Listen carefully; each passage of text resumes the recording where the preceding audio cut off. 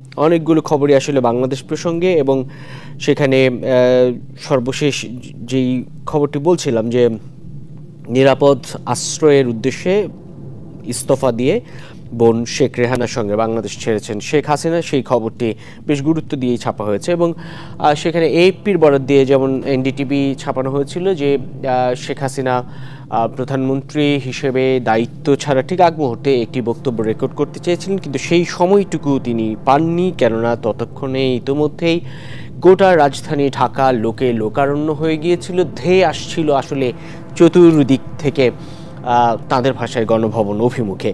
সেই শঙ্কা বা সেই সময় স্বল্পতার কারণেই তিনি আর কোনো ধরনের বক্তব্য রেকর্ড করতে পারেননি, এমন খবরটি ছাপা হয়েছিল এনডিটিভির খবরে।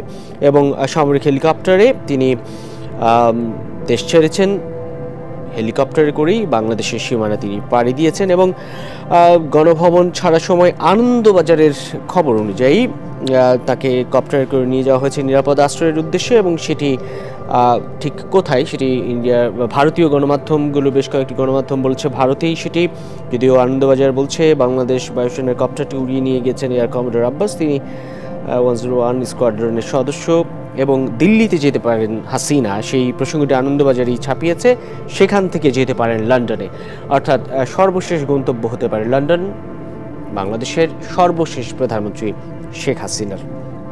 এবং বাংলাদেশে সেনার অধীনে অন্তর্বর্তী সরকার গঠিত হচ্ছে একটি সূত্রের দাবি, তার আগে বাংলাদেশ সেনাবাহিনীর তরফে প্রধানমন্ত্রী শেখ হাসিনাকে সময় বেঁধে দেওয়া হয় ইস্তফা দেওয়ার জন্য। ৪৫ মিনিট সময় তাকে দেওয়া হয়েছিল বলে একটি সূত্রের দাবি। এগুলো আনন্দবাজারের খবর, আমি আসলে আপনাদের পড়ে শোনাচ্ছি। আনন্দবাজার যে খবরগুলো লিখেছে সেখানটায় এই তথ্যগুলো রয়েছে। সেনাবাহিনীর তরফে প্রধানমন্ত্রী হাসিনাকে সময় বেঁধে দেওয়া হয় ইস্তফা দেওয়ার জন্য, ৪৫ মিনিট সময় তাকে দেওয়া হয়েছিল বলে সূত্রের দাবি। পুরো বিষয়টি হয়েছে সেনাবাহিনী এবং দিল্লির সঙ্গে আলোচনা সাপেক্ষে, তারপরেই হাসিনা ইস্তফা দিয়েছেন। দেশ ছাড়ার আগে হাসিনা জাতির উদ্দেশ্যে বিদায়ী ভাষণ রেকর্ড করতে চেয়েছিলেন, কিন্তু তিনি সেই সুযোগও পাননি। দেশি বিদেশি দেশি খবর খুবই স্বাভাবিকভাবে দেশি গণমাধ্যমের খবরের শিরোনাম হবে এই প্রসঙ্গ, কিন্তু বিদেশি খবরগুলো ইন্ডিয়ার সবগুলো গণমাধ্যমে বলা চলে এখন এটি খুবই গুরুত্বপূর্ণ প্রসঙ্গ। হাসিনার পদত্যাগ, বাংলাদেশের ছাত্র নাগরিক অভ্যুত্থান, জনতার জোয়ার এবং এক ধরনের দেশ ত্যাগে বাধ্য হওয়া, সেই প্রসঙ্গটি যেমন গুরুত্ব নিয়ে আলোচনায়, ঠিক তেমনি আন্তর্জাতিক যে গণমাধ্যম সেই প্রত্যেকটি গণমাধ্যমে আসলে এই প্রসঙ্গ খুব গুরুত্ব নিয়ে আলোচিত হচ্ছে এবং এতক্ষণে আসলে খবরের শিরোনাম হয়েছে।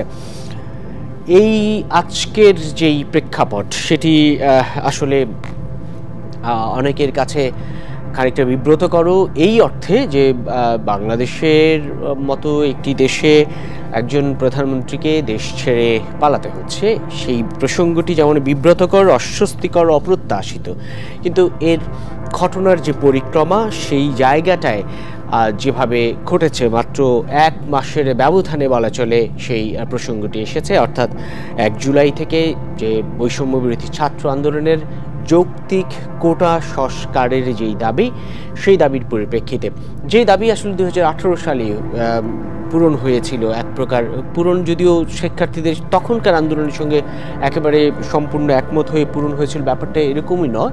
তখনও শিক্ষার্থীরা কোটা সংস্কার চেয়েছিলেন, কিন্তু সেই জায়গাটায় নির্বাহী আদেশে কোটা সংস্কার না করে সম্পূর্ণ কোটা প্রথাই বাতিল করা হয়। পরবর্তীতে চলতি বছর জুলাইয়ের আগেই, জুনেই বলা চলে, আদালতে, হাইকোর্টে কিছু শিক্ষার্থীর বা মুক্তিযোদ্ধা সন্তানের আসলে এক ধরনের একটি রিট করা হয়।